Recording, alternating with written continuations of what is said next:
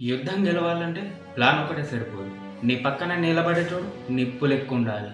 ఒకడు కాదు, ఇద్దరు కాదు, 5,000 మంది ఏనుగు బలం ఉన్నోళ్ళు ఒకటేసారి ఎంట్రీ ఇస్తే ఆ ఏరియా మొత్తం షేక్ అవ్వాల్సిందే.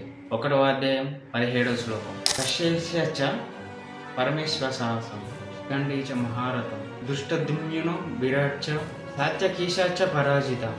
కాశీరాజు, శిఖండి, విరాట్ రాజు ఒకరా ఇద్దరా, వీళ్ళంతా అపరాజితం. అంటే ఎవ్వడు ఓడించనోళ్ళు. నీ లైఫ్లో కూడా ఇట్లాంటి దోశలను సాధించుకో. నువ్వు కష్టంలో ఉన్నప్పుడు నేనున్నా అని 10 మంది శంఖం పూరిస్తే నీకు వచ్చే ఆ దమ్ము ముందు ఏ ప్రాబ్లం అయినా తలవంచాల్సిందే. పాండవులంతా కలిసి ఊదిన ఊపికి కౌరవుల పక్షంలో గుండె లాగిపోయినాయి. కానీ అసలైన సౌండ్ ఇంకా బాకీ ఉంది. భూమిని బద్దలు చేసే ఆ ఒక్క శబ్దమైంది. అది వింటే కౌరవుల పరిస్థితి ఏమవుతుంది? ఓం నమః శివాయ. ఈ శ్లోకంలో ఏమైనా తప్పులు ఉంటే నన్ను క్షమించండి. అలాగే ఆ తప్పేంటో నా కామెంట్ బాక్స్లో తెలియజెప్పండి. అలాగే నా ఛానల్ని సబ్స్క్రైబ్ కూడా చేసుకోండి. Thank you.